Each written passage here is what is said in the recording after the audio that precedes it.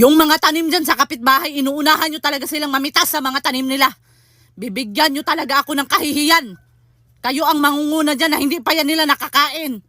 Talagang ipapahiya nyo talaga ako ng todo. Kayo ang nagbibigay ng dahilan para machismis talaga tayo dito.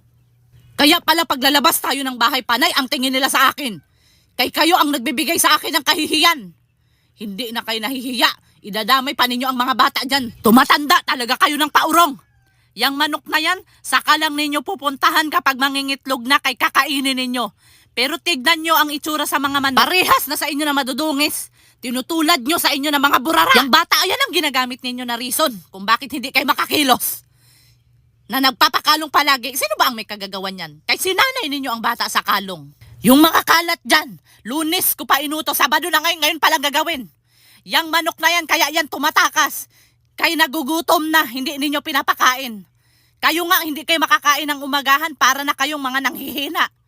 Yung mga manok buong araw bago pa makakain. Pasmado na yung manok. Pinapakinabangan nyo lang ang mga itlog niyan, pero kayo hindi ninyo iniintindi ang mga manok. Pinapabayaan lang ninyong magutuman.